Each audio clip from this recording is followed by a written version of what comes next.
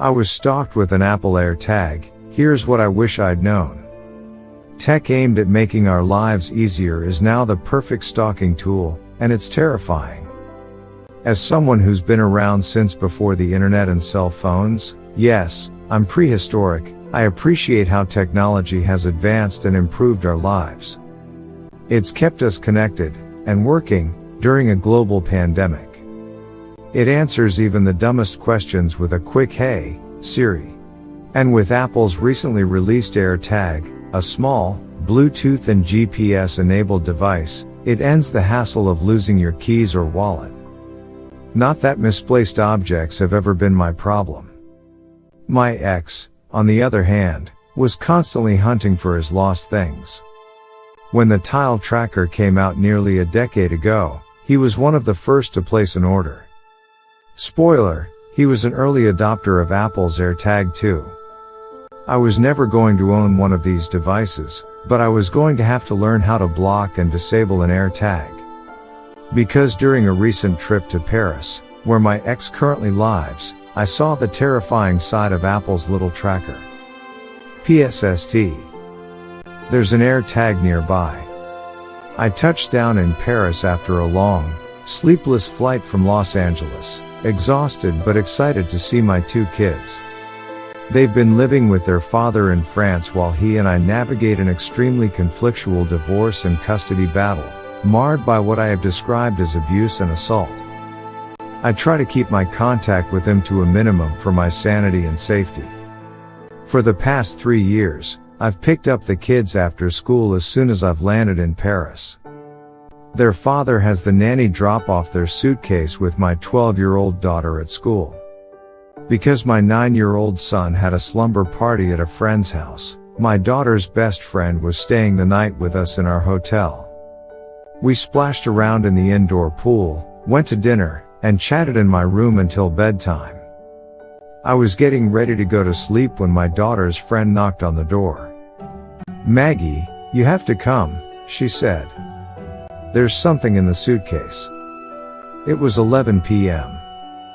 I ran into the adjoining room, where my daughter was digging through the big, black Samsonite. She handed me her iPhone. It says there's an AirTag nearby. A what? I had no idea what she was talking about. It was October 2021, 6 months after Apple released its new product and weeks before a slew of stalking stories would hit the mainstream. I'd heard about iPhone security issues, but AirTag tracking? Nope. Not yet. It's a tracker. I saw it on TikTok, my twin explained. Papa got one a few days ago. It was on the kitchen table, and he told me he was going to use it for his keys. I looked at her phone and saw a map that pinpointed our hotel location. My heart started hammering, and my stomach twisted. If my daughter was right, it meant my ex was tracking me, and had been since 4 p.m. that afternoon, when he had the nanny bring the suitcase to school. The iPhone screen displayed a button that promised to make the AirTag beep. I pressed it, and a muffled chirping rang from the suitcase. My daughter and I tossed out all the clothes and unzipped the luggage lining. Duct taped to the side of the suitcase was an AirTag. My daughter peeled off the silver gray tape and showed me the shiny, and obviously brand new, device. The size of a quarter, with a smoothly rounded design, it looked sleek and deceptively innocuous. "See, I was right," she said. "This is the tracker Papa showed me." Her best friend sat on the edge of the bed, mouth open. "Things are so exciting around here. It's a crime, right?" There was nothing exciting about finding a tracker in my daughter's luggage. I was anxious and afraid my ex was spying on me. The iPhone had instructions for how to remove the AirTag battery, which I did immediately. The girls and I discussed throwing the tracker into a trash can on the street, but I wasn't sure what to do. I was scared, but I'm often scared by my ex's actions. Maybe disabling the AirTag was enough. Once the kids were in bed, I texted my American attorney. He was alarmed and told me to file a criminal complaint. Really? I asked. Stalking is a serious problem in family court, he said. At least it is in the United States. Go file a complaint now. I hesitated. It was past midnight, and I didn't know if I should go to the police station since it meant leaving the girls alone. In the end, I went to the reception desk and spoke to the security guard on duty.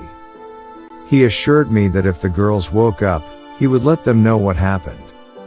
Otherwise, they were perfectly safe in the hotel. Go, said the guard. You need to report this. It's not right.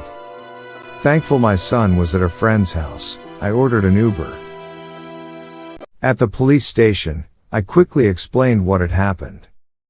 The officer in charge said he had to call his supervisor for advice. When a crime is committed in France, the police will either take your criminal complaint or, if they don't think there's a penal infraction, take a sworn statement called a main courant. These statements are basically your version of events and serve almost no purpose. They carry no legal or criminal weight. The supervisor told the officer to take the main courant. Apologetic, the officer said, "My supervisor doesn't know if this is a crime in France." I started crying out of sheer despair. It seems like nothing is a crime here. My ex can lock me out of my house, steal my mattress, and cut off my heat and Wi-Fi, and none of that is a crime. I'd had to file 3 mains courants the previous summer. Although the French police officers told me my ex's actions amounted to psychological and emotional abuse, they also noted that none of it was technically a crime. The officer walked away as I kept crying. When he came back several minutes later, his phone was in hand, and he was triumphant. I found the penal code, he said, noting the situation was considered an invasion of privacy by the transmission of a person's location. My supervisor says I can take the criminal complaint. By 3:30 a.m., I had filed the complaint and returned to the hotel. I crawled into bed. This was the second night in a row I wouldn't be getting much sleep. At 10 a.m. the next morning, my ex sent a text, "Nice hotel. You can't run from justice." I switched hotels the next day, spending hundreds of euros for an extra night stay because of the abrupt departure. I'm not alone. Just as most of us don't consider cell phone security until our phones have been hacked, I never gave a thought to tracking via electronic device until it happened to me. While I chalked up my AirTag experience to the abuse I'd been enduring for years, it opened my eyes to the dangers of the seemingly innocent device. I started seeing stories about other women who were stalked with the AirTag. The $29 price, cheap for an Apple product, makes stalking an impulse purchase. Women have had the disc slipped into their purses and coat pockets or attached to their cars while they were shopping or eating out with friends. They realized they were being tracked when they got a notification on their iPhones, hours after the AirTag was placed. What's especially frightening is that many women had already returned home before they received a notification, meaning their stalkers were able to find out where they lived. Law enforcement has been slow to respond, with some police officers refusing to take a report because they don't believe a crime has been committed. This happened to Sports Illustrated model Brooks Nader when she tried to file a police report about being tracked with an AirTag in early January. Unfortunately, the majority of law isn't even trained in the basics of harassment, stalking, and domestic violence, says author and family court advocate Tina Swithin. This type of tech adds another layer to abuse that's hard to prove because it flies just under the radar. It's next level, and law enforcement wants to wash its hands of it, and put it into family court, so the officers don't even take the report. 9 months after the tracker's April 2021 release, Apple finally addressed the creepy ways its tech is being used. The company launched a personal safety user guide in January to deal with the rising accounts of people, so far, mostly women, who have been stalked with an AirTag. Taking steps to stay safe. According to the Centers for Disease Control and Prevention, 7.5 million people are stalked in the United States each year. Women between the ages of 18 and 24, and survivors of intimate partner violence, like me, experience the highest rates of stalking. Unfortunately, technology like the AirTag and Tile put these women in further jeopardy, but there are some things we can do to stay safe. Trust your gut, says Swithin. Women are accused of being paranoid, but don't doubt yourself. If law enforcement isn't listening to you, go up the chain of command until you find the right person who's aligned with you and believes you. They do exist. Review your iPhone privacy settings and learn how to turn off location tracking on your iPhone and Android phone. Inspect your bags, coats, and luggage.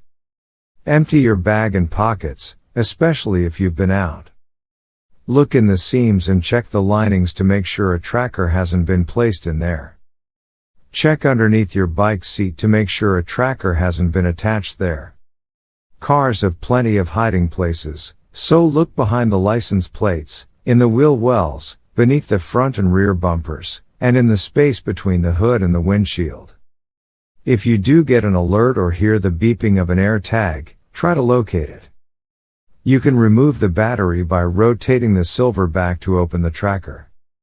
Get a Bluetooth tracking app or scanner to check for unknown devices, including hidden cameras. Report what happened at your local police station, especially if there is a history of harassment and stalking. Apple has said it will cooperate with law enforcement to provide information about unknown AirTags that people find. Living in the aftermath. It's been several months since the AirTag incident. I wish I could say things have gone back to normal, but my kids and I are still feeling the after effects. Now, every time I pick them up, the first thing they do is go through their suitcases and backpacks, looking for a tracker. My son has been terrorized by nightmares about me being tracked. So far, the French police haven't followed up on the criminal complaint, and I feel constantly surveilled every time I go back to France. I've been researching which Bluetooth scanner to buy so my kids and I can feel a bit more secure. It just makes me wonder why the safety and rights of women and children take a backseat to a conglomerate's bottom line, and how law enforcement can turn a blind eye to the sinister, tech-enabled ways violence against women is evolving and being perpetuated. We've been able to find our wallets and keys for centuries without a GPS tracker. Was it really that hard?